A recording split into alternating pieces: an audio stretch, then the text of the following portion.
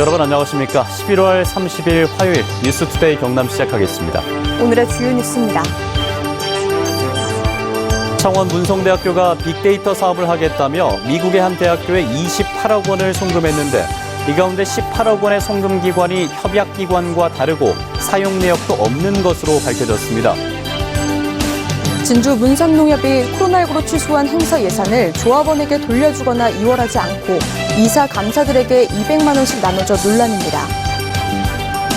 탑승객 8명이 다친 통영 욕지도 모노레일 탈선 사고와 관련해 안전장치가 제대로 작동하지 않았을 가능성이 제기됐습니다. 경남의 각 학교에서 확진자가 급증하고 오미크론까지 확산할 우려가 있어 청소년 접종률 높이기가 방역의 관건이 되고 있습니다. MBC 경남 단독 보도로 시작하겠습니다. 창원 문성대학교가 지난 2014년 빅데이터 사업을 하겠다면서 특임 교수 등을 선발해 미국 카네기 멜론 대학에 연수를 보냈습니다. 연수비로 28억 원을 미국 대학에 송금을 했는데요. 그런데 송금 기관이 협약한 곳과 다르고 사용 내역도 없는 것으로 밝혀졌습니다. 정영민 기자가 취재했습니다. 지난 2013년 창원 문성대학교는 빅데이터 사업 추진을 위해 미국 카네기 멜론 대학 언어기술연구소 LTI와 교육, 연수 협약을 체결했습니다. 이를 위해 문성대가 책정한 예산은 28억 3천만 원. 세부 내역을 보면 교육과 훈련 비용에 우리 돈 6억 8천만 원, 협업과 연수에 3억 2천만 원, 전문 서비스 18억 3천만 원이 포함되어 있습니다. 취재진은 이 가운데 전문 서비스 분야로 책정된 예산 18억 3천만 원의 송금 과정을 들여다봤습니다. 문성대 측이 법률 대리인을 통해 밝혀온 당초 협약 내용과 MBC가 입수한 세부 이행 계획을 담은 전문 서비스 협약을 비교했습니다. 먼저 연수 기간이 달랐습니다. 당초 협약서에는 카네기 멜론 대학의 언어기술연구소 LTI였지만 전문 서비스 협약서에는 언어 분석 파트너 LAP로 나와 있습니다. 게다가 LAP는 카네기 멜론 대학 소속 기관도 아닌 교수 개인 부설 연구소로 확인됐습니다. 카네기 멜론 대학 본부에서 운영하는 게 아니라요. 대학에 있는 교수가 운영하는 연구소예요. 사실은 그렇게 치는 거예요. 연수 인원도 협약 내용과 다릅니다. 문성대는 공학자 10명을 보낸다고 했지만 실제 연수 인원은 5명에 불과합니다. 도착해서 1년 동안 메인으로 했던 코스는 빅데이터 리더십 코스라고 해서 저희가 이제 5명으로 구성이 돼 있었고 제기된 의혹에 대한 문성대 측의 해명입니다. 문성대는 연수 비용을 카네기 멜론 대학에 지급한 만큼 구체적인 사용처는 학교 소관이 아니라는 답변을 전해왔습니다. 또 문성대 이원석 총장은 LAP라는 기관은 현재 폐쇄됐고 이를 담당하던 교수는 이미 사망했다고 밝혀왔습니다. MBC 뉴스 정영민입니다. 한 지역 농협이 코로나19로 취소한 행사의 예산을 조합원들에게 환원하거나 다음 해로 이월하지 않고 이사와 감사들에게 200만 원씩 나눠 지급해서 논란이 일고 있습니다. 이 문제는 한 이사의 양심 고백으로 1년 만에 수면 위로 드러났습니다. 이준석 기자가 보도합니다. 진주 문산농협은 지난해 말 이사 감사 11명에게 각각 200만 원, 모두 2,200만 원어치의 기프트 카드를 돌립니다. 이 비용은 사업 추진 결의대 예산, 코로나 탓에 대회를 열지 못하자 예산을 전용한 겁니다. 회당 30만 원의 회의 수당만 제공하던 이사 감사에게 이례적인 지급입니다. 농협을 견제 감시해야 할 이사 감사가 부당한 금품을 받았다며 1년 만에 양심 고백을 한 건 현직 이사. 이 농민의 농협인데 이런 거는 절대적으로 있어서는 안 된다고 생각하기 때문에 기프트 카드는 지금도 내가 보관하고 있습니다.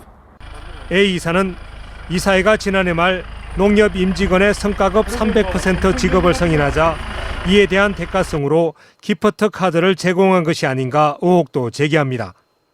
직원들이 성과금을 우리 이사들한테 승인을 받기 위한 수단이라고 나는 생각하고 있습니다. 농협 측은 이사의 승인을 거쳐 기프트 카드를 제공했고 성과급은 경영 실적 향상에 따른 직업이었다고 해명합니다. 중앙에 감사를 의뢰를 해가지고 감사의 조치 결과에 의해 가지고 충분하게 그 조치를 취하겠다는 그런. 진주농민회는 조합원의 이익을 대변해야 할 지역농협의 이사감사가 자신들을 위해 예산을 부당하게 사용했다고 비판했습니다. 특히 문산농협만의 문제가 아닐 수 있다며 관내 모든 농협을 감사하라고 농협중앙회에 요구했습니다. 코로나19로 인해 미집행된 예산이 많은 것으로 안다. 적법하게 사용되었는지 살펴봐야 할 것이다. 농협중앙회 경남지역본부는 해당 농협을 감사해 위법 사실이 확인되면 규정대로 처리하겠다고 밝혔습니다. MBC 뉴스 이준석입니다. 여러분들께도 감사의 말씀.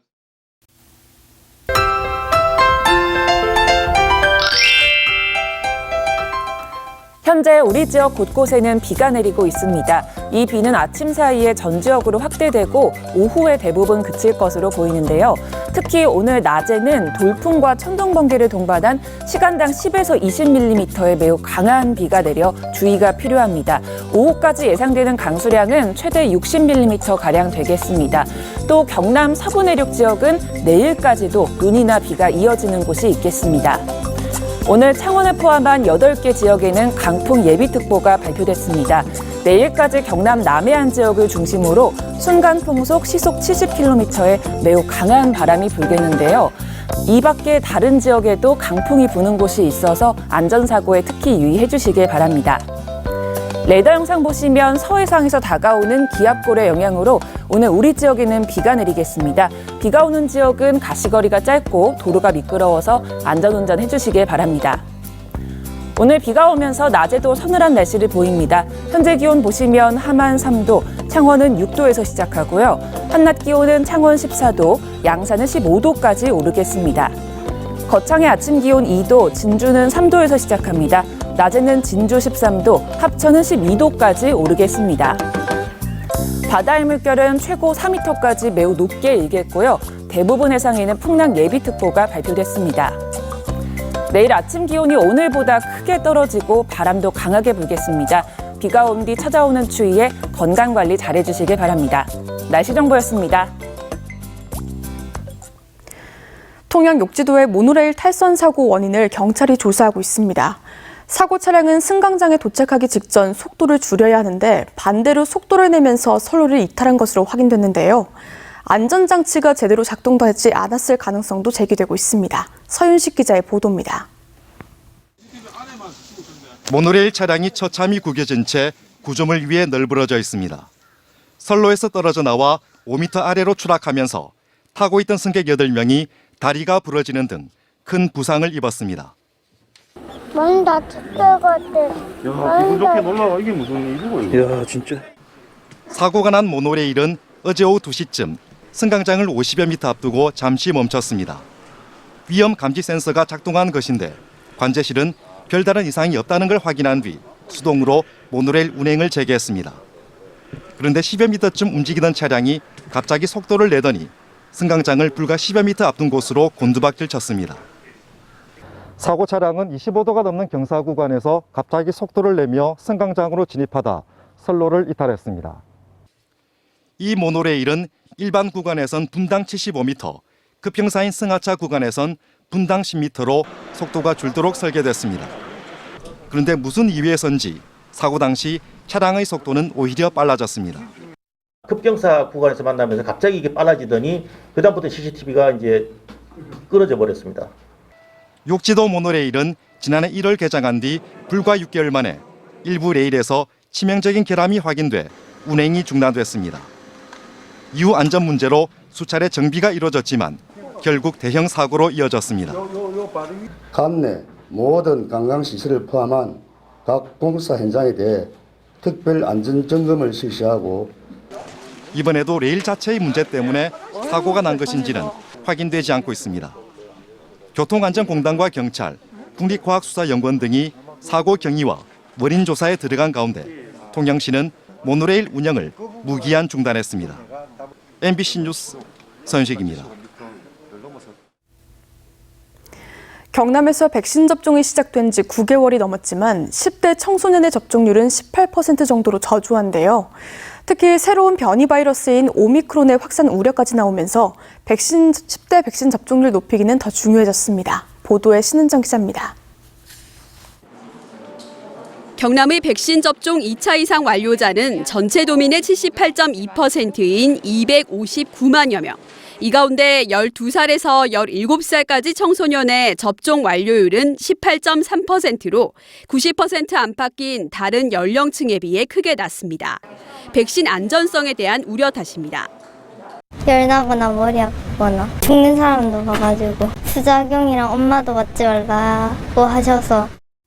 이달에만 학생 319명이 확진돼 지난 한 달간 154명 확진에 2배를 넘어섰는데 집단 감염 탓에 초중고등학교 11곳이 원격 수업으로 전환됐습니다. 여기에 델타 변이보다 전파력이 강한 오미크론 변이까지 등장하자 방역당국은 학생 백신 접종률 높이기에 안간힘을 쏟고 있습니다. 백신 접종을 완료했거나 코로나19 검사 음성이라는 증명서인 방역 패스의 청소년 확대는 유보됐지만 지속적인 홍보로 접종률을 높인다는 계획입니다. 어떤 변이 바이러스가 들어오더라도 최고의 백신은 결국 마스크고 마스크를 쓰고 하면서 백신을 맞으면 마스크를 2장 쓰는 거다. 이렇게 생각을 하면 될 것 같습니다. 좀처럼 잡히지 않는 확산세, 오미크론 변이까지 코로나19 방역에 우려가 커지고 있습니다. MBC 뉴스 신은정입니다. 투데이 경남입니다. 제14기 함양농업대학 졸업식이 오늘 오후 2시 함양군 농업기술센터에서 열립니다. 코로나19 방역 공동대응 경남 5개 시군 협약식이 오늘 오전 11시 고성군청 중회의실에서 열립니다. 새마을운동 자원 재활용품 수집 경연대회가 오늘 오전 9시 30분 합천군 신소양 체육공원에서 열립니다. 상동지구 도시재생 주민협의체 총회 출범식이 오늘 오후 7시 거창군 종합사회복지관에서 열립니다. 별빛 쏟아지는 경화역 철길 야행 점등식이 오늘 오후 7시 창원시 진해구 경화역 공원에서 열립니다. 경상남도가 서부 경남 발전을 위한 종합적이고 체계적인 전략을 마련하기 위해서 서부 경남만을 위한 첫 연구 용역을 발주해 다음 달에 최종 결과를 발표할 계획입니다. 이번 용역은 항공산업과 연계한 항공특화 클러스터 구축, 혁신도시 이전 공공기관과 연계한 지역대학 네트워크 형성, 항로화 총괄 컨트롤타워 구축 등의 내용이 담길 예정입니다. 경상남도는 남해군 강진만과 창원시 진동만 해역을 청정어장 재생사업 대상지로 선정해 과밀 노후화된 어장 환경을 개선하기로 했습니다. 해양수산부에서 올해 처음으로 시행하는 한국판 뉴딜 사업 중의 하나로 해역의 오염도, 어민 수능도, 사업 타당성 등을 평가해 경남 2곳과 전남 2곳을 선정했으며 2023년까지 한 곳당 50억 원씩을 투입합니다. 고병원성 조류인플루엔자가 과거에 반복적으로 발생한 전국 16개 시군 산란계 특별관리 지역에 양산시가 포함됐습니다. 특별관리 지역에서는 매일 전화 예찰, 밀집단지 출입 차량 2단계 소독, 상차 장소 관리, 방역과 소독시설 점검 등 방역관리가 강화됩니다. YMCA를 비롯한 진주 지역의 9개 단체와 기관 기업은 어제 사랑의 김장 나눔 행사를 열어 보훈가족과 무료급식소, 장애인 시설 등에 김치 2,000kg을 전달했습니다. 이번 행사에는 자원봉사자 100여 명이 참여했으며 진주 YMCA는 지역사회와 함께 17년째 김장 나눔 행사를 해오고 있습니다. 올해 도쿄올림픽 양궁 2관왕이자 세계선수권대회 금메달리스트인 김재덕 선수가 후원사인 창원 경안코리아를 방문해 도쿄올림픽 기념메달 전달과 사인회를 열었습니다. 김 선수는 그동안 후원을 아끼지 않은 경안코리아에 감사의 뜻을 전하고 다음 달 열리는 중국 항저우 아시안게임의 국가대표 최종 선발전에서도 최선을 다하겠다고 밝혔습니다. 진주시는 산책 중에 발생하는 반려견 배변 문제를 해결하기 위해서 반려견 공중 화장실 5곳을 시범 운영하기로 했습니다. 설치될 곳은 반려견 놀이터인 달려가 개구쟁이 2곳과 초정공원 내 3곳으로 화장실에 활성탄과 모래, 자갈 등으로 만든 친환경 정화장치를 설치합니다. 다음 달부터 내년 3월까지 미세먼지 저감 조치를 평소보다 강력하게 적용하는 계절관리제가 시행됩니다. 배출가스 5등급 차량은 주말과 공휴일을 제외한 오전 6시부터 오후 9시까지 창원과 진주, 김해, 양산 4개 지역 75개 지점에 설치된 CCTV로 단속합니다. 또 도내 12기의 발전기 중에 삼천포 6호기를 올해 12월까지 가동 중지하고 나머지는 상시 수준으로 가동할 계획입니다. 2021년 소재 부품 장비 강소기업 100플러스 사업에 경남의 태림산업과 범한 퓨얼셀, 진영 TBX 3곳이 선정됐습니다. 이번에 선정된 3개사를 포함해 경남의 소부장 강소기업은 11개사로 경기, 충북에 이어서 전국에서 3번째로 많으며 해당 기업은 연구개발과 수출 지원 등 각종 정부 지원을 받을 수 있습니다. 한국자산관리공사 캠코가 신조 펀드를 조성해서 건조를 지원한 첫 번째 선박인 그랜드 보난자호 명명식이 대우조선해양에서 열렸습니다. 캠코는 지난해 6월 정부의 기업자산 매각 지원 방안에 따른 해운 경기 회복 지원을 위해서 1억 2천만 달러 규모의 외화 채권을 발행했으며 그 첫 번째 결과물로 30만 톤급 초대형 유조선이 탄생했습니다. 경남교육청이 중3 학생과 학부모를 위한 맞춤 진학 상담을 경남 대입정보센터와 서부대입정보센터에서 모레까지 진행합니다. 이번 상담은 사전 신청한 중3 학생과 학부모 160명을 대상으로 대학 진학 전문위원과 상담교사가 고등학교 유형과 특징 등을 설명하고 관련 학습법을 안내합니다. 경남교육청과 경상남도는 경남 작은학교 살리기 사업의 하나로 의령 대희초등학교와 함양 유림초등학교 인근에 조성 중인 LH 매입 임대주택의 예비 입주자를 다음 달 9일부터 17일까지 모집합니다. 지역별로 각 10호인 임대주택은 개방형 커뮤니티 시설 등을 갖추게 되며 시중 시세의 30에서 40% 수준의 임대보증과 임대료로 공급합니다. 성균관대학교 삼성창원병원은 경상남도와 질병관리청이 신설한 경상남도 아토피 천식 교육정보센터의 위탁 의료기관에 선정됐다고 밝혔습니다. 센터는 보건소 담당자와 학교 보건교사, 학부모, 환자 등을 대상으로 알레르기 질환 교육을 체계적으로 시행하고 전문의와 교육 간호사를 포함한 전문 인력이 팀을 이뤄서 신뢰성 있는 정보를 제공하기로 했습니다. 문성혁 해양수산부 장관이 어제 창원시 진동변의 어촌 뉴딜 사업 현장을 방문해 진행 사항을 점검했습니다. 주도항 어촌 뉴딜 사업은 총 사업비 141억 원을 투입하는 해양수산부 공모 사업으로 어항 기반시설 보강, 해안 산책로, 레저 선박 계류장, 어구 보관 창고 등을 조성하는 프로젝트입니다.